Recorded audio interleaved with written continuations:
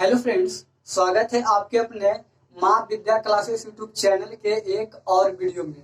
आज जो है हम लोग पाठ 1 हिंदी का जो है चैप्टर 1 जिनका नाम है बातचीत। क्या नाम है?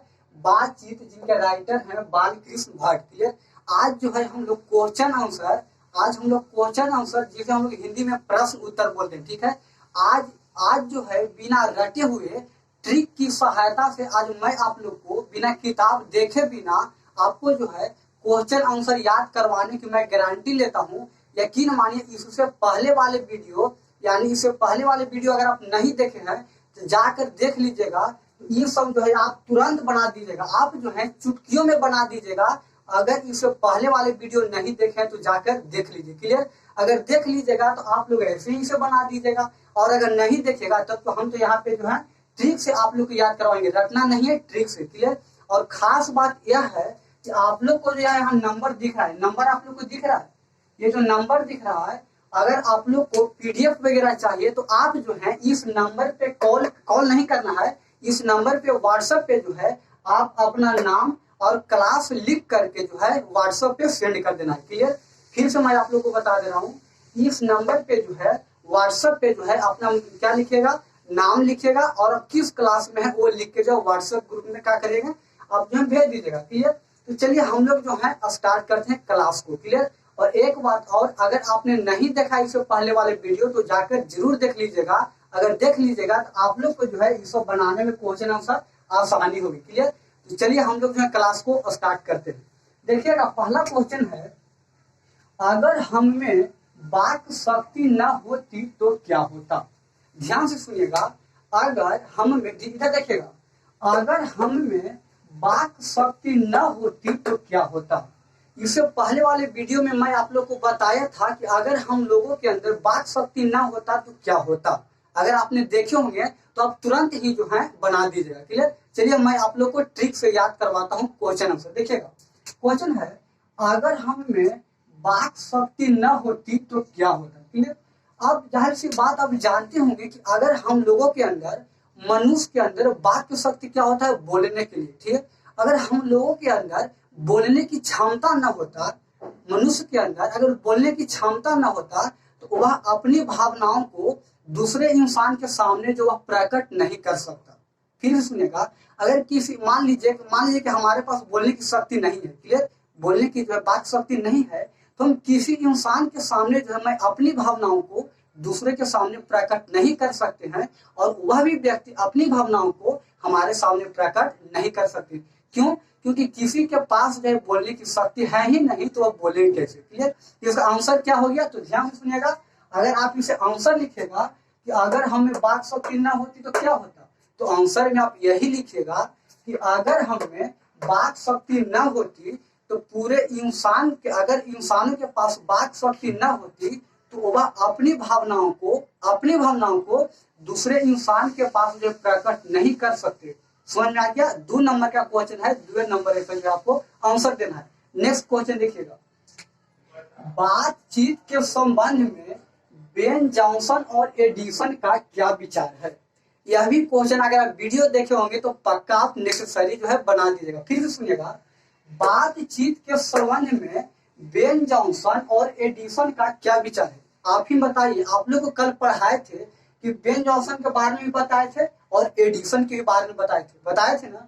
यहाँ पे क्या कह रहे हैं कि बेन जॉनसन के बारे में क्या है, तो यहाँ पे आपको आंसर ऐसे लिखना है कि बातचीत के संबंध में बेन जॉनसन ने क्या बताए थे, तो बेन जॉनसन ने यही बताए थे कि बोलने से जो है मनुष्य के रूप का साक्षात्कार होता है। क्या होता है, साक्षात्कार। आप कहिएगा सर साक्षात्कार क्या होता है, तो साक्षात्कार यह होता है, मान लीजिए किसी इंसान के अंदर बोलने की कैसी कला है, उनके अंदर क्या गुण है, क्या अवगुण है, अगर आपको जांचना है, परखना है तो आप उनसे बात करके देखिए। अगर आप उनसे बात करके देखिएगा तभी आपको जो है अपने आप जो है महसूस हो जाएगा कि इस इंसान के अंदर क्या गुण है और क्या अवगुण है। क्लियर। तो बेन जॉनसन ने यही कहे थे। तो सबसे पहले हम लोग आंसर कैसे लिखेंगे, तो आंसर यह लिखेंगे कि बातचीत के संबंध में बेन जॉनसन और एडिसन का निम्नलिखित विचार है, ऐसे लिखेगा। और फिर बेन जॉनसन लिख के डैश मारिएगा। क्या लिखेगा, बेन जॉनसन लिख के डैश मारिएगा और यह लिखेगा बातचीत के संबंध में बेन जॉनसन का यह मत था कि मत मतलब क्या होता है, कहना। तो बातचीत के संबंध में बेन जॉनसन का यह मत था कि उसने यह मत था कि बातचीत करने से लोगों के अंदर क्या खूबियां है, क्या गुण है, क्या अवगुण है, बातचीत करने से यह सारी भावनाएं पता चल जाता है। यह किसने कहा था? तो बेन जॉनसन ने कहा था। क्लियर? अब यह तो हो गया। और एडिसन ने क्या कहा था, ये भी तो पता होनी चाहिए। तो एडिसन ने क्या कहा था? एडिसन ने यह कहा था कि बातचीत सिर्फ दो लोगों के बीच की जाती है। कितने लोगों के बीच? दो लोगों के बीच। एडिसन का यह मत था कि अगर किसी इंसान से, जो कोई इंसान अपने करीबी दोस्त से जब बात करता है तो बातचीत सिर्फ दो लोगों के बीच की जाती है, तभी वह जो है सच्ची बातचीत माना जाता है। अदरवाइज अगर आप 4-5 लोगों के बीच बातचीत करिएगा तो वह बातचीत नहीं रहता है। ठीक है? तो दूसरा का भी समझ में आ गया होगा आसानी पूर्वक। आगे देखिएगा, इससे पहले वाले वीडियो जरूर देख लीजिएगा। क्लियर? आपको जो समझने में और ये आसान होगा। अगला क्वेश्चन है कि आर्ट ऑफ कन्वर्सेशन क्या है, आप ही बताइए। इससे पहले वाले वीडियो में आप लोग को नहीं बताया था ना, इसलिए बोल रहा हूँ कि पहले वाले वीडियो जरूर देख लीजिएगा। देखिए, आर्ट ऑफ कन्वर्सेशन क्या है, तो आप ही बताइए आर्ट ऑफ कन्वर्सेशन क्या है। तो आर्ट ऑफ कन्वर्सेशन बात करने की एक कला है। क्या है? बात करने की एक कला है। उत्तर में आप इसी तरह से लिखिएगा, आर्ट ऑफ कन्वर्सेशन बात करने की एक कला है। इस कला के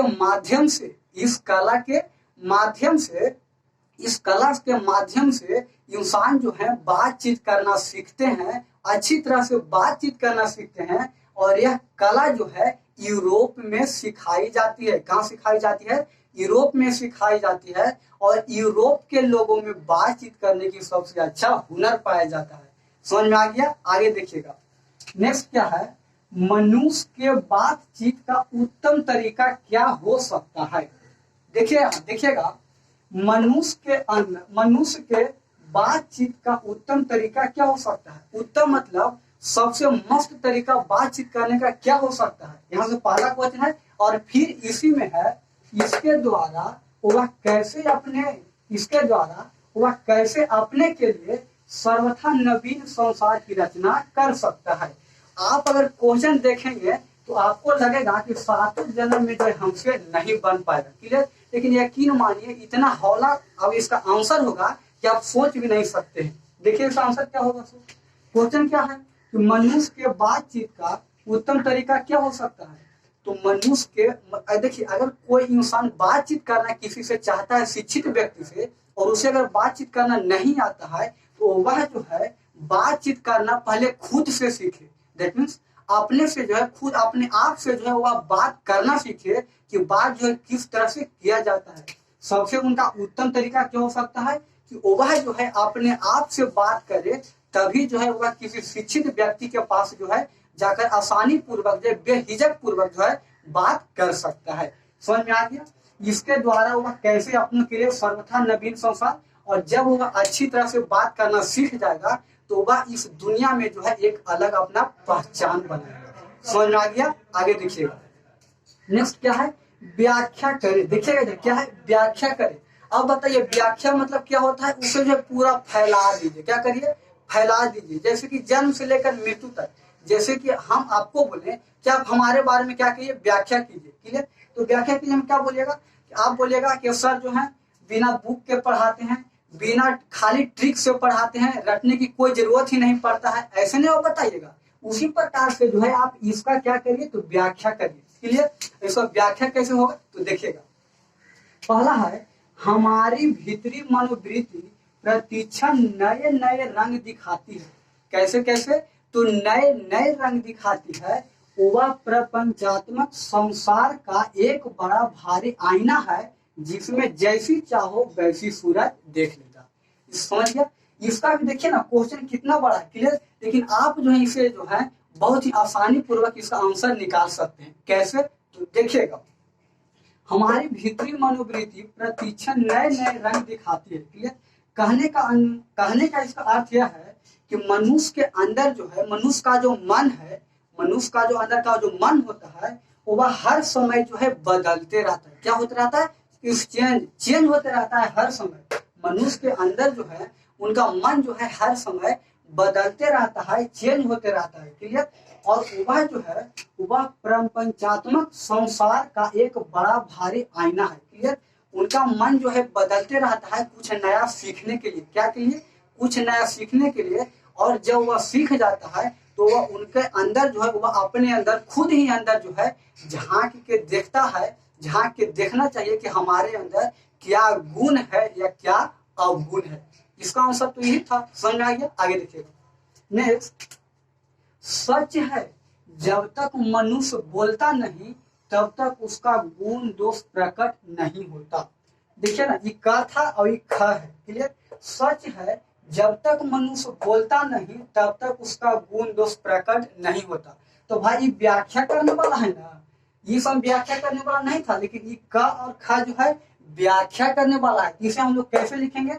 देखिए पहले इसको हम बता देते हैं इसका आंसर ट्रिक से, उसके बाद लिखने के लिए बता देंगे, समझ में आ जाएगा। आगे देखिएगा। सच है जब तक मनुष्य बोलता नहीं तब तक उसका गुण दोष प्रकट नहीं होता। क्लियर।